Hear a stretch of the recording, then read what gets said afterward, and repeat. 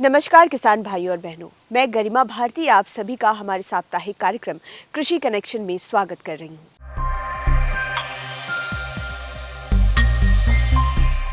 हमारे इस सप्ताह के कार्यक्रम में हम बात करने जा रहे हैं गोभी के बारे में और जानेंगे कि गोभी की नर्सरी कैसे तैयार की जाती है ताकि आपको गोभी की अच्छी और उन्नत पैदावार जो है वो प्राप्त हो सके। साथ ही साथ हम ये भी जानेंगे कि गोभी की नर्सरी लगाने वक्त हमें किन किन बातों का ख्याल रखना है, मौसम से और अन्य जो परेशानियां हैं उससे गोभी की नर्सरी को कैसे बचाना है, कैसे उसे सुरक्षित रखना है, इन तमाम उपायों को हम जानेंगे। आइए चलते हैं assistant professor doctor Rajeev Kumar के पास और उनसे विस्तृत जानकारी प्राप्त करते हैं। आज हम बात करेंगे कि अपने खेत पे ही गुणवत्ता युक्त नर्सरी कैसे तैयार करें।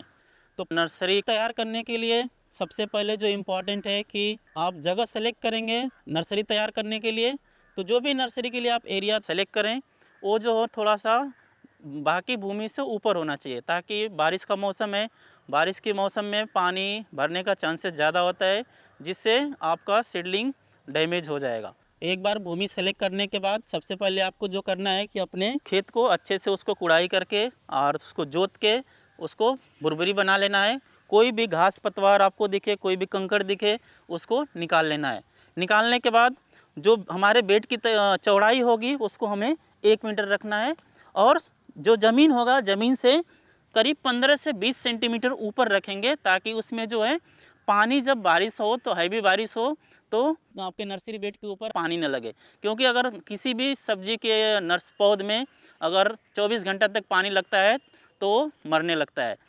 क्यों मरता है? क्योंकि उसके जड़ों को ऑक्सीजन अच्छे से नहीं मिल पाती। अगर हमारा नर्सरी बेड सतह से 15 से 20 सेंटीमीटर ऊपर होगा तो पौधे पे डायरेक्ट जो होता है पानी नहीं जाएगा, जिससे वो अच्छा से ऑक्सीजन मिलेगा और वो मरेगा नहीं। देन लंबाई जो होगी हमारे नर्सरी बेड की करीब जो हम रखते हैं 5 से 7 मीटर रखते हैं। आपको एक बार नर्सरी बेड तैयार करने के बाद जो भी, जैसे कि आप देख पा रहे हैं कि जो भी घास होगा, पुराने घासें होंगी, सूखी हुई घासें होंगी, कोई कंकड़ पत्थर होगा, उसको निकाल के बाहर कर देना है। ताकि जब सीड हम लगाते हैं तो सीड जर्मिनेशन के टाइम पे अगर उसके ऊपर कोई घास का टुकड़ा और पत्थर पड़ जाता है तो वो सीड जो होता है बाहर निकल के नहीं आ पाता है, जिससे वो अंदर ही जो होता है वो पौध मर जाता है और बाहर नहीं आता है।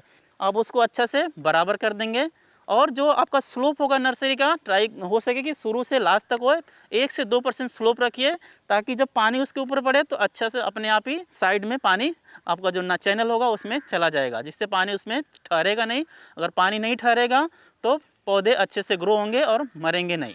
फिर जो हम नर्सरी बेड बनाएंगे, 2 नर्सरी बेड के बीच में कम से कम आप 60 से 70 सेंटीमीटर का गैप रखेंगे, ताकि आपका जो भी डे बाय डे एक्टिविटी है, सोइंग करना है, घास निकालनी है, स्प्रे करना है, दवाइयाँ देनी है, वो सारे आप जो है आराम से कर सकें। अगर दोनों के बीच में जगह कम होगा तो पौधे डैमेज होने के चांसेस ज़्यादा होते हैं। अब नर्सरी बेड रेडी होने के बाद हम क्या करेंगे, इसमें अच्छी सड़ी हुई खाद और कंपोस्ट और वर्मिंग कंपोस्ट को 3 से 4 केजी पर मीटर स्क्वायर एरिया के हिसाब से मिक्स करेंगे। उसके साथ एनपीके का मिक्सचर 100 से 150 ग्राम पर मीटर स्क्वायर के एरिया हिसाब से हम इसके ऊपर मिक्स कर देंगे, ताकि जो हमारा जब पौधे ग्रो करे तो उसको अच्छा से न्यूट्रिशन मिल सके, और जर्मिनेशन में भी हेल्प करेगा जब हम उसमें कंपोस्ट को यूज़ करेंगे। जिससे क्या होता है, कंपोस्ट यूज़ करने से जो मिट्टी होती है और ही भुरभुरी हो जाती है, जिससे सीडलिंग्स बाहर निकलने में बहुत ही आसानी होती है। तो अभी हमारा जो नर्सरी बेड जो है वो रेडी हो गया है, और हम क्या करेंगे, इसमें आज गोभी के बीज की बुआई करेंगे। क्योंकि ये जो सीज़न चल रहा है मध्य समय वाली गोभी के लिए सबसे अच्छा है, जिसका समय अप्रैल टू सितंबर होता है। तो सोइंग से पहले हम क्या करेंगे, हमारे नर्सरी बेड्स में हम लाइंस बनाएंगे, और जो लाइंस बनाएंगे वो जो लाइंस होनी चाहिए 1 से 1.5 सेंटीमीटर तक डीप होनी चाहिए, और इससे ज़्यादा डीप भी नहीं होना चाहिए। नहीं तो ज़्यादा डीप होने से क्या होता है कि पौध जो होता है सॉइल से बाहर निकलने में बहुत ही कठिनाई होती है, जिससे बहुत सारे पौध जो अंदर ही मर जाते हैं। इसलिए जो लाइंस की जो गहराई होगी 1 से 1.5 सेंटीमीटर रखेंगे, और 2 लाइनों के बीच में जो हम गैप रखेंगे 4 से 5 सेंटीमीटर का रखेंगे। ये गैप ज़रूरी है, क्योंकि अगर हम प्रॉपर लाइनों के बीच में गैप नहीं देंगे तो बाद में जब पौधे बड़े होते हैं तो उसमें एयरेशन का प्रॉब्लम होता है, लाइट का प्रॉब्लम होता है, टेम्परेचर ज़्यादा बढ़ जाता है, ह्यूमिडिटी ज़्यादा बढ़ जाती है, जिससे बीमारी होने के चांसेस ज़्यादा होते हैं। उसके बाद ये बनाने के बाद अब इसमें जो होता है हम बीज की बुआई कर सकते हैं। सोइंग से पहले हमें क्या करना है कि हमें सीड का बीज उपचार करना है। और कभी मत भूलिए बिना बीज उपचार के सीड को आप बेड में नहीं लगाएंगे, क्योंकि बिना बीज उपचार के लगाएंगे तो इसमें जो होता है एक प्रॉब्लम आती है जिसको बोलते हैं हम डैम्पिंग ऑफ। ये बीमारी बहुत ही ज़्यादा नर्सरी में कॉमन है और बिना बीज उपचार करके लगाने से और डैम्पिंग ऑफ बहुत ही ज़्यादा आता है, जिससे पौधे मर जाते हैं। तो दो तरह की डंपिंग ऑफ आती है। एक जो होता है वो बीज के जमने बेड से निकलने से पहले ही आती है, जिसको बोलते हैं प्री इमरजेंस। इसमें पौधा बाहर निकल ही नहीं पाता, जैसे ही वो जर्मिनेट होता है अंदर ही उसकी डेथ हो जाती है।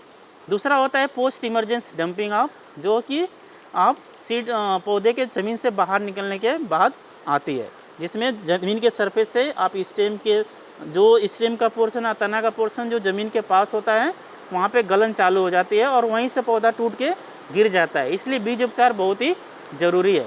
जो बीज उपचार हम करेंगे वो जो हम यूज़ करते हैं एक कंटेक्ट फंजीसाइड और कोई भी common fungicide like captan, thiram, Blitox, copper oxychloride और कार्बेंडाजिम का यूज़ कर सकते हैं। जो डोज यूज़ हम करेंगे वो जो होगा वो हमारा 2 से 3 और 3 से 4 ग्राम पर केजी सीड के हिसाब से करेंगे।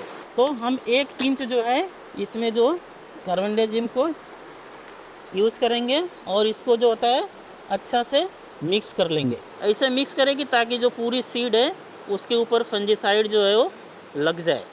ठीक है, आप डायरेक्ट हाथ से इसको टच नहीं करेंगे, क्योंकि जो फंजीसाइड होता है वो जहरीला होता है और आपके डायरेक्ट हाथ में यूज़ करने से ये टॉक्सिक हो सकता है। इसलिए किसी स्पून से और स्टिक से इसको अच्छे से हम मिला लेंगे। मिलाते समय ध्यान रखिएगा कि हर सीड के ऊपर एक अच्छा से लेयर बन जाए। अब हमारा जो सीड है और बीज उपचार के बाद तैयार है नर्सरी में सोइंग के लिए। गोभी का सीड बहुत ही छोटा होता है और जब नर्सरी बेड में इसको गिराएंगे तो यूनिफॉर्मिटी नहीं आती, कहीं ज़्यादा गिर जाता है, कहीं कम गिर जाता है। इसलिए हम क्या करेंगे, अपने ही नर्सरी बेड के जो भुरभुरी मिट्टी है इसको हम थोड़ा सा इसमें मिला लेंगे। इसे मिलाने से क्या होता है कि बीज छोटा है तो गिराने में कोई भी दिक्कत नहीं आती है और बहुत ही यूनिफॉर्मली लाइंस में वो गिर जाता है। तो हमने अच्छे से भुरभुरी सॉइल को इसके साथ मिक्स कर लिया है। मिक्स करने के बाद हम थोड़ा सा सीड अपने हाथ में लेंगे और जो हमारी लाइन है वो लाइंस में इसको यूनिफॉर्मली जो होता है ऐसे नर्सरी की जो लाइन हमने बनाई थी उसमें यूनिफॉर्मली इसको सोइंग करेंगे। तो सोइंग करते समय ध्यान रखिए कि बहुत ही यूनिफॉर्मली होना चाहिए, नहीं तो एक ही जगह पे बहुत सारे पौधे जम जाते हैं, जिससे जो होता है बाद में पौधे के ग्रोथ में प्रॉब्लम आती है। सो ऐसे हम सोइंग कर लेंगे। एक बार पूरी सोइंग करने के बाद हम क्या करेंगे, इसको कवर करेंगे। कवर करने के लिए हम या तो सॉइल्स को यूज़ कर सकते हैं, नहीं तो वर्मी कंपोस्ट, नहीं तो कोकोपीट, वेल रॉटन कोकोपीट और स्टरलाइज कोकोपीट को भी हम यूज़ करके बाद में इसको हम कवर कर सकते हैं। सीड को मिट्टी से कवर कर देंगे ताकि कोई भी सीड बाहर नहीं आ जाए। सोइंग के बाद हम क्या करेंगे, इसको सूखी हुई घास से अच्छा से कवर कर लेंगे। ठीक है, कवर हम क्यों करते हैं, क्योंकि कवर करने से जो नर्सरी जो सॉइल होता है उसमें नमी और उसका तापमान मेंटेन रहता है, जिससे जर्मिनेशन बहुत ही अच्छा होता है। तो हमारा जो गोभी होता है अगर सही से उसका तापमान और नमी सही से अच्छी से रही तो 5 से 6 दिन में उसका जर्मिनेशन आ जाता है। और जर्मिनेशन ध्यान रखना है कि जो हम कवर कर रहे हैं वो सीड जब जमने के तुरंत बाद इसको हटा देना है, क्योंकि अगर नहीं हटाएंगे तो क्या करेगा, जो जमता हुआ पौधा है उसके ऊपर प्रेशर डालेगा, जिससे वो उसका जो होता है तना जो वो मुड़ जाता है। एक बार तना मुड़ जाता है तो उसका फील्ड में जो है इस्टेब्लिशमेंट बहुत ही कम होता है और जो उस पर गोभी लगेगी वो भी अच्छी नहीं होती है और कभी कभी लगती ही नहीं है। सो जैसे ही जमना चालू किया हो 4 से 5वें दिन इसको हम क्या करेंगे, हटा देंगे, ताकि हमारा पौधा अच्छा से जम सके। 10 या 15 दिन की जब नर्सरी हो जाए तो जब उसमें अच्छे से 2 या 3 अच्छी उसकी पत्तियां आ जाए, गोभी की अच्छी वाली पत्तियां, तब उसमें जो होता है हम थिनिंग कर देंगे। थिनिंग मतलब क्यों करते हैं कि कहीं कहीं पे क्या होता है कि पौधे बहुत ही पास में आ जाते हैं और सीड छोटा होना तो कितना भी आप केयर करोगे तो उतना डिस्ट्रीब्यूशन अच्छा से नहीं हो पाता है, तो बहुत ही क्लोज पौधे जमते हैं, तो कुछ पौधे को हम निकाल देते हैं ताकि प्रॉपर स्पेस मिल सके, जिससे उनका ग्रोथ और डेवलपमेंट बहुत ही अच्छा हो।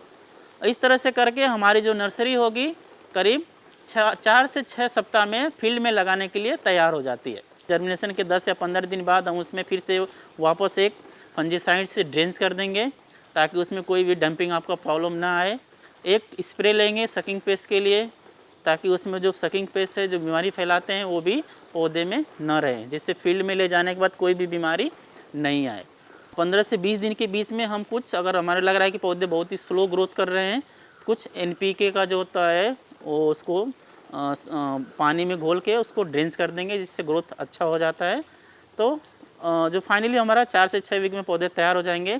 बट फील्ड में लगाने से पहले, जब आप लगे कि अब मुझे लगाना है फील्ड में, तो जो होता है आप पानी को जो सीडलिंग होगा उसमें जो होता है पानी नहीं देंगे, और थोड़ा सा रोक रोक के देंगे, और थोड़ा सा ज़्यादा गैप बना के देंगे ताकि पौधे थोड़े हार्ड हो जाएं। क्योंकि जो नर्सरी का जो कंडीशन होता है वो अलग होता है और फील्ड का कंडीशन अलग होता है। तो आप सडनली उसको उखाड़ के ले जाएंगे और निकाल के ले जाएंगे, फील्ड में लगाएंगे, तो मरने के चांसेस ज़्यादा होते हैं। इसलिए थोड़ा सा उसकी हार्डनिंग करना ज़रूरी है। तो हार्डनिंग करने का सबसे अच्छा तरीका है कि आप थोड़ा सा वाटर को रोक के रखिए। तो जैसे आप देख रहे हैं कि हमारे पास एक हमने टेम्प्रोरी स्ट्रक्चर बनाया है।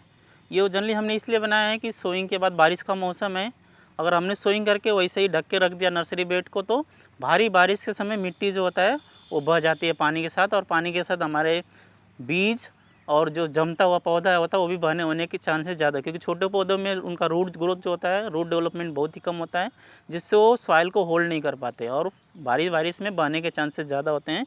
तो हम ऐसा टेम्प्रोरी स्ट्रक्चर्स बना सकते हैं। आप स्टील की पाइप और तो प्लास्टिक की पाइप को लेके जो अच्छे से बेंड हो जाए, उसको बेंड करके ऐसा स्ट्रक्चर्स बना सकते हैं।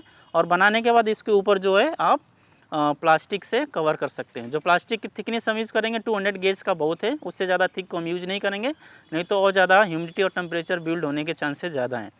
और इसको यूज़ करने से में करते समय कुछ ध्यान रखिए कि आप जब भी बारिश नहीं हो रही है, खास करके दिन के समय में, तो इसको खुला रखिए, क्योंकि खुला नहीं रखेंगे तभी टेम्परेचर अंदर ज़्यादा होगा और ह्यूमिडिटी भी ज़्यादा होगी, जिसमें पौधे में बीमारी आने के चांसेस ज़्यादा हैं।